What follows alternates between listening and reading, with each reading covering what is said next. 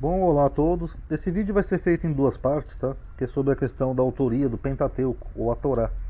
Nós vamos analisar algumas objeções à autoria mosaica de todo o Pentateuco, tá? Eu já falei no canal sobre a teoria da fonte, né? A hipótese documental, mas agora a gente vai ver algumas outras questões, tá bom? Em duas partes. Eu vou fazer um vídeo hoje e talvez o outro amanhã. Na época posterior ao exílio, Moisés passou a ser considerado o mediador ou o redator da lei do Pentateuco, recebida por Deus. E isso ocorreu particularmente depois que a lei deuteronômica já havia dado um passo nesse sentido. Essa opinião é documentada a partir do século V a.C. O Novo Testamento pressupõe que Moisés tenha redigido todo o Pentateuco. Referências expressas se encontram a seguir em Joséfo, em Fílon de Alexandria e no Talmude. A Igreja assumiu a tradição judaica de Moisés como autor do Pentateuco. Até o século XVII, só raramente foi contestada essa teoria. Evidentemente, surgiram sempre dúvidas, expressas contra ela. Será que foi Moisés mesmo? Mas não se pode falar que nenhum tenha sido uma investigação de sentido histórico. Ou seja, havia dúvidas, mas não havia um trabalho exegético para poder se contestar se foi Moisés. Orígenes se defrontou com as críticas de Celso, naquela famosa obra, Orígenes contra Celso, contra a unidade e a origem mosaica do Pentateuco, enquanto outros pais da igreja rebatiam dúvidas semelhantes da parte dos gnósticos. Constata-se nessa altura que o Pentateuco se apresenta na realidade como uma obra anônima, sem indicação de autor e sem informação direta sobre a origem mosaica para todo o conteúdo. Desse modo, a tradição afirma, mais do que o próprio Pentateuco, sobre a proveniência deste. Somente algumas perícopes são atribuídas expressamente à autoria de Moisés, sem que isso, no entanto, corresponda necessariamente à realidade. Essas perícopes são o relato da batalha contra os amalecitas, aquilo que se costuma chamar de Código da Aliança de Êxodo 24, o Decálogo cultual, a lista dos sítios dos acampamentos, o Deuteronômio e o Cântico de Moisés. O Deuteronômio não é todo, tá, pessoal? Só alguns trechos. Quem quiser pausar o vídeo aí pode ver, ó. Deuteronômio 1, 5, 4, 45, 31, 9 e o capítulo 24. A parte principal do Pentateuco, pelo contrário, não pretende ter sido redigida por Moisés, nem transmitida oralmente desde sua época.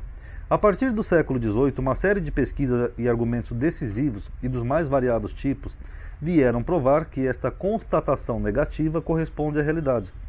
Para o momento, indicamos algumas das inúmeras passagens que sugerem uma época posterior a Moisés. São 3 pontos que eu vou mostrar nesse vídeo. Aí amanhã eu tenho uma listinha maior, tá?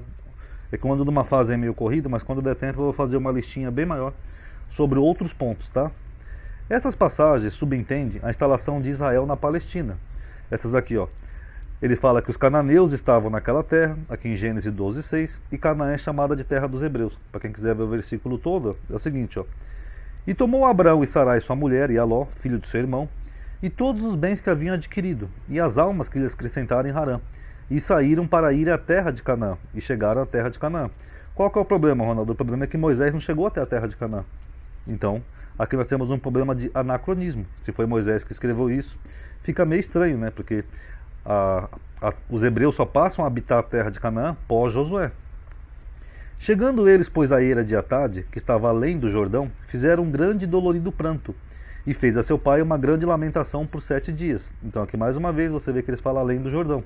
Por quê? Porque Canaã é chamada de terra dos hebreus, em Gênesis 40:15.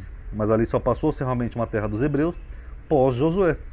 A região a leste do Jordão é designada a partir da posição de quem se acha a oeste do Jordão, isto é, estando além do Jordão. Então se o autor aqui fala que ali é uma região a leste do Jordão, que nem vocês podem ver aqui no mapinha, é porque ele estava aqui já na região, o autor. Senão ele usaria outra posição geográfica. Tá bom, pessoal? Espero que tenha dado para entender esse trechinho. O segundo problema que eu vou mostrar aqui nesse vídeo é assim, ó. O autor nesses 2 versículos, ele mostra um distanciamento da época de Moisés. Primeiro aqui em 34:5, que ele fala assim: assim morreu ali Moisés. Então é óbvio que Moisés não escreveu isso, Não tem como você escrever depois de morto. E aqui em 34:10, ele mostra que Moisés está distante da época dele, o autor. E nunca mais se levantou em Israel profeta algum como Moisés, a quem o Senhor conhecera face a face. Então essa expressão que ele fala assim, nunca mais se levantou em Israel, denota tempo. Dá a impressão que faz muito tempo isso. Nunca mais se levantou em Israel um profeta como era Moisés lá um tempo atrás. Então isso mostra um certo distanciamento, senão ele escreveria de uma outra forma, sem dar essa impressão de que ele estava distante de Moisés. E, por fim, pressupõe condições políticas da época posterior. Por exemplo, o emprego do topônimo Dan, que é o nome de uma região, que data, no máximo, do estabelecimento de Israel na época dos juízes. Ou seja, só em juízes é que os Dan vão habitar na montanha, né? Que aí surge aquela localidade de Dan, mas já é empregado por Moisés. Então, como que Moisés sabia que ia ter já uma localidade chamada Dan, se ele não chegou nem na Terra Prometida e não tinha Dan naquela época? É do período dos juízes. Que nem você vê aqui, ó, em Gênesis 14:14. Ouvindo, pois, Abraão que seu irmão estava preso, armou seus criados, nascidos em sua casa, 318, e os perseguiu até Dan. Só que Dan acredita-se que só foi estabelecida na época dos juízes.